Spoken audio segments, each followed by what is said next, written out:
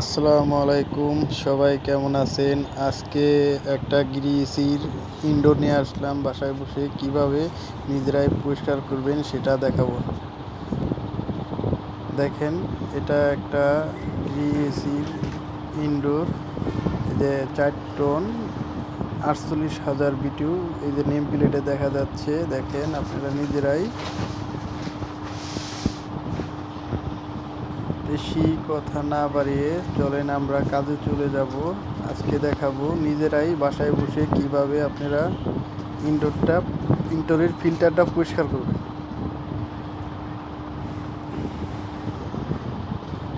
আসেন, দেখেন এখানে দুইটা লক দেখা যাচ্ছে। এই লক দুটো পিছন দিকে আমরা এভাবে নখ দিয়ে চাপ দিব। চাপ দিলেই দেখেন, এই দেখেন কি পরিমাণ ময়লা নেটের ভিতর জমে গেছে। এগুলো আজকে আমরা পরিষ্কার করে সম্পূর্ণ ভিডিওতে আপনাদের দেখাবো। দেখেন কিভাবে লক খুলে। দেখেন এই যে এইভাবে ধরবেন, এভাবে ধরে পিছন দিকে এইভাবে টেনে নেবেন, তাহলেই লক দুটো খুলে যাবে। আর নেটগুলো পরে আমরা বের করব। এই দেখেন অতি সুন্দরভাবে ইজিলি খুলে যাবে। কোনো মুচড়ামুচড়ি বা কিছু দিয়ে করার দরকার নেই। লক দুটো পিছন দিকে দিলে খুলে যাবে। দেখেন এই যে নেটে কী পরিমাণ ময়লা জমছে। এই ময়লাগুলো আমরা এভাবে বাসায় বসেই নিজেরাই পরিষ্কার করব।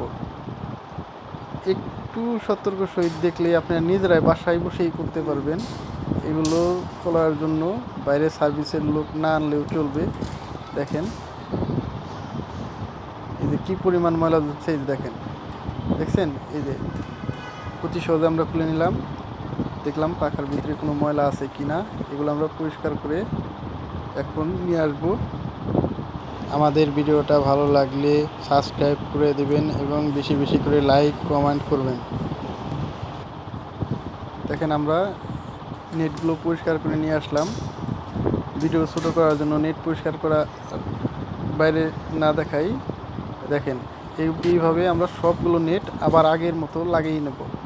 দেখেন এই যে সুন্দর করে বেজের ভিতরে বসাবেন। বসাই এইভাবে সুন্দর করে প্রত্যেকটা নেট এইভাবে লাগাই নেবেন।